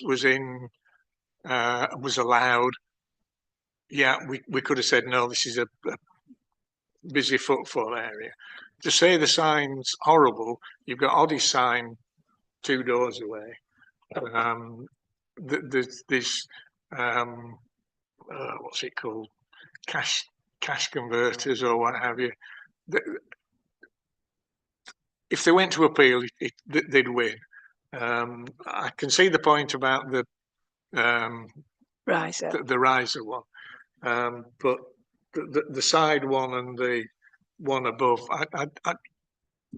I don't think we can hand on heart say turn it down. As it is, the thing is, the shop is full of let's be kind and call it bric-a-brac at the moment.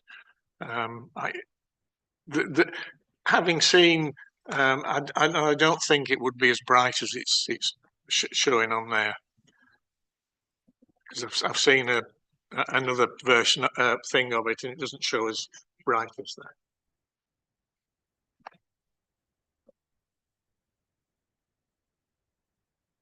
What are we saying then? I think it's fine without the riser. Could we come back in? Because Ash has just shown me the shop again.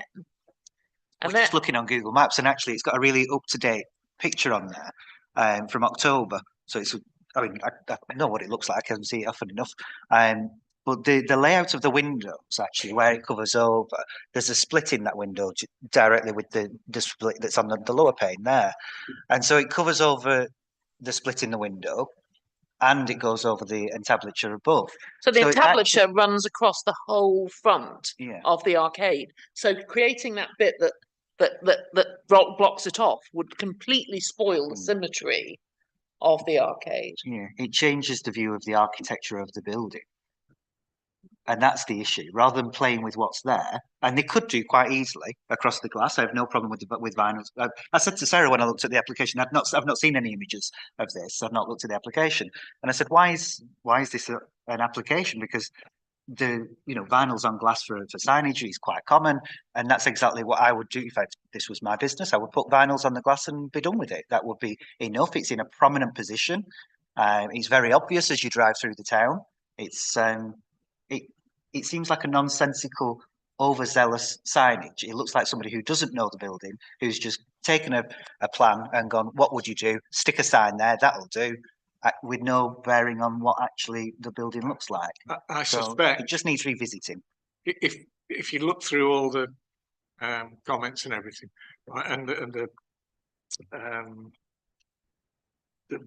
I don't know how many things Nathan downloaded, but the people that have done it are a sign. I can't remember. Acme signs. That's not it, but they're that sort of thing. So yeah. Shall we say we don't like the signs then? Well, I just think it's too deep because it takes up the entablature. It doesn't respect the building's architecture. Yeah. If it was just where you can see Farratt and Forbes that Yeah. deep, i.e. over those 2 windows that you can see on the picture, that would be correct, really. And the ones down the side, as I said earlier, they're, understandable. Mm. Yeah. So it's the old arcade, but it's covering it, all the old facade of that arcade.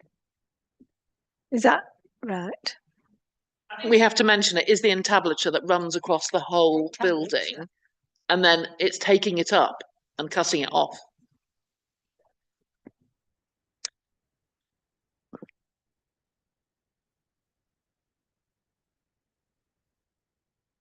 The next one is 25/0004/AP/E. Yeah, appeal. It's Pangarth Farm, Culpit Lane, Colne.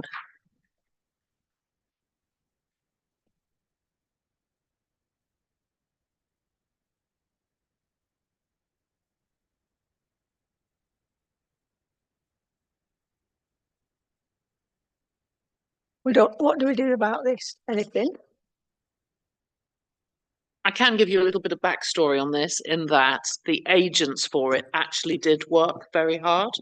So the first thing they wanted to do was put it on local green space St Stephen's Way. The second thing they wanted to do was put it on our gateway green space at Lidget, local green space. We talk, Sorry, are we not on this one? no, we're on. I was looking at the 13. pictures.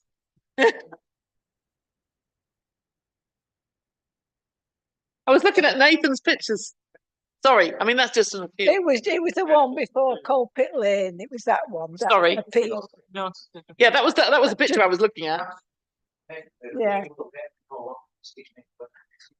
Yeah. Yeah, but I just wanted to say that they did try. First of all, they were going to basically trash a couple of our local green spaces.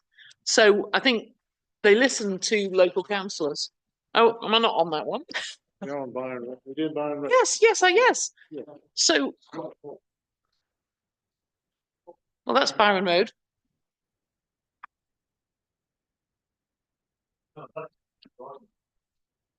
No, sorry, right, I'm on Byron Road. Well, number 14. What's Jamie? Shall we go to 13 we're just number? noting. Shall we go? We've done to it. There's just an appeal. That's it. Yeah. Yeah. So Byron Road. number 14. Okay, Yeah. sorry. Thought we'd done 13. Byron Road. Byron Road. So they did actually really try hard, and they came back with loads of different places. And in a sense, for a bit, each one was a bit worse than the last. But they did really listen to the local councillors. They've avoided all our local green spaces, and we suggested loads of places that weren't applicable for various technical reasons. But they've spoken to Together Housing, and Together Housing are okay with this in front of their community centre. So in a sense, it's not going to improve Byron Road, but it's the least worst technically applicable location. Thank you. Are we, No comment. no comment on that? Yeah. Right, we're on the home straight now. Correspondence received. Have we received any correspondence? We have, if I can find it.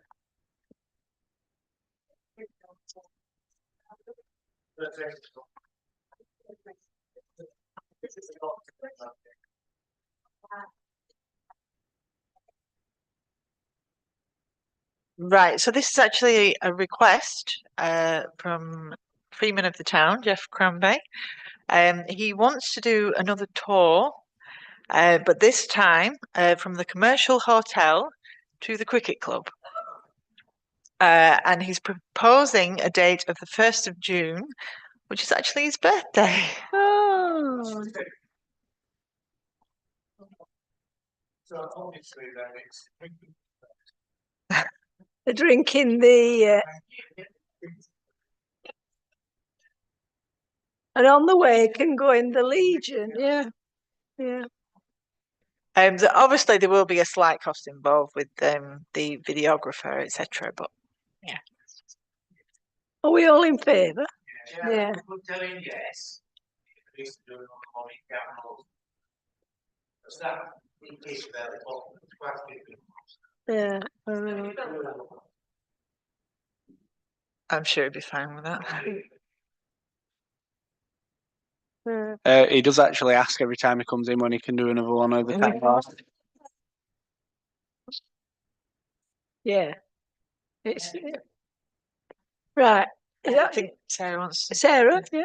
Well, obviously, you'll have heard me mention about that from the commercial to the shops at Lidget, that we put in for that to be a conservation area.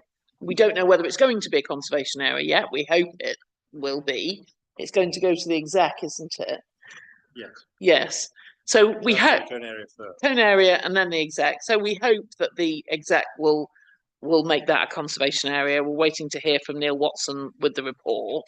But wouldn't it be lovely if, in a sense, it was a celebration of his birthday, but also of this area becoming the first conservation area since the 1990s in Cone? Jeff Cranby. Okay, anything else on correspondence received? No? No. Items for a further month's agenda. Don't all shout at once. Yes, Sarah and then Alice. So we sort of rushed over the fact that we've got sort of like £15,000 worth potential costs for opening up the light into both the hall and the corridors. It would be great if that could come to an agenda. Perhaps it could come to an agenda in the new financial year. I don't know. And people are feeling more generous and spring is in the air. Because wouldn't it be lovely to see the spring light dappling down the staircase? Councillor Clare. Chairman, I think that would have to wait a while, and I'll tell you for why, and we've already spoken about it this evening as well. We know there is a problem with the boilers. We know roughly how much the boilers are going to cost us. We'll have to take a loan out for some of it, and to get the loan, we will have to put some of our own cash to it, and there is a limit as to what we can take out of reserves. And I think the priority is to get the boilers done and get rid of this £4,000 a month in gas charges. And I think that's got to be done first, because spending money on that will save us some money on another area in budget. And then when we've got them jobs done, then we can look at it. But I think it's got to go in someone's drawer somewhere, tucked away, until we've got the boilers sorted. They've got to have priority. What do you think about the idea of putting the applications in to get the consent? And then obviously then we've got 3 years then with which to follow it through. Yeah, you could do that. Being cynical, the only thing where it could cost you money doing that is if you do go to the expense of getting the permission done and the survey and everything, and get everything in place. There is a cost to it, which Sarah mentioned earlier on. If at the end, if during the 3 years you can't find the cash to do it, you've wasted your money because it will expire. Yes. I think all of that's true, but we spoke earlier about there are grants. We now have a climate emergency officer who could help us get grants. So let's be optimistic and hope that we can actually defray some of these costs and also the monthly bills. Perhaps bring it back in 6 months then, because then in 6 months we'll know, if the East Lancashire Chamber have been round, we'll have a greater understanding of the actual costs and whether we can apply for grants. This climate emergency officer has applied for 4 grants, big ones, in the last month. And he's there to help people like us decarbonise and cut our costs. Are people happy with that? Yeah. Don't all. With bringing it back in 6 months' time. In 6 months. Yeah. When. Chair, I do agree with David that we need to get our priorities in order. And, I've been in the town all this afternoon and in Gina's office, just to keep it warmish, there's 2 electric heaters going. That's no good. That's no good. And if we have the boilers in good order, you won't have to do that. No. Well, that's the idea. We get that, but then that's the priority. Yeah, but then we'll be looking for grants and these people that can come and give us advice as well. Yeah. Sarah, if you can send me a contact for the chamber. Then. Chairman, we could make all the inquiries. Yeah. And get further information. I don't have a problem with that. I just have a problem with the boilers, because, to put it very bluntly, we should have triple A or at least double A class boilers in there for efficiency. What we've got is probably approaching a Z, and there's 3 of them, and I think we need rid of them, and we need to be realistically, it's £4,000 a month for gas in winter. Needs to be knocking down to 1,500 or a couple of grand, and it'll save us some money. And then that is money still in budget for future years, and we can do all sorts then. Yeah. And I think we've got to get that cost down. I think that everybody agrees with that, yeah. The ironic thing about it is, like this winter, it's costing us £4 grand a month for gas, and everybody's frozen to death. Yeah. Yeah. Okay. Anything else for future, Councillor Mann? I was just wondering, I'm sure we used to have a report for CCTV, and I know that we did have some problems down at Primmett this month with a broken window, and I don't know whether we're still covered with the CCTV down there, or if it's been monitored, or what happened with that incident. Yeah, and everyone gets the CCTV reports, emails do them. Yeah. Yeah, they do get emails every month. And did We- that come up? We are still trying to confirm the status of the Primmett cameras. We have got a quote to put some internal cameras in there. So there isn't any cameras at the moment there. There are cameras on the outside, but not in the inside of the building. But whether we're trying to get confirmation from Blackburn that they're actually active and live, So because we have doubts of whether they are or not. I see. So when they did smash that window, you wouldn't have been able to see it. I don't think it would have picked up on the camera, Right. given that it's behind the grassed area, isn't it? But we are asking the people at the Blackburn thing. We are, just to clarify that if they have the feed and if it's live, Well, does it show on any of the reports they've sent us? That's what I was asking. And any feedback? it doesn't say which cameras have brought up which incidents. It's just a general. It says how many incidents have cropped up on each camera. Right. Don't know what's If going to it see says if there's it's on nothing there. cropped up on them cameras, nothing's happening, is it? Which means they can't see it. Can we check that, please? And another thing, well, you've mentioned cameras. If you're thinking of putting cameras inside a Primmett, you need to be careful where you're putting them and what you're doing with them. Because they might not currently be, but in the past, there have been events held in Primmett Community Centre that it would not be suitable to have cameras inside. And I think you all know where I'm coming from with that. Nathan's nodding his head. You mean risque things?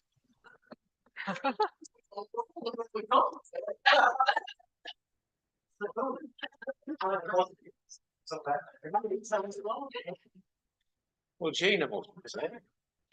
Who hires it? Various different people. Oh, come What on. do they hire it for? Give us a clue. Well, let Nathan tell you, he's laughing. The breastfeeding group aren't there anymore. Exactly. All the groups that hire the centre tend to be art groups, meditation groups, that sort of thing. Art groups, if it was, all right. Can we go now? Well, have we got everything for well, date and time of next meeting? No. What? No. Date and time of next meeting is Tuesday, the 18th of March, 2025.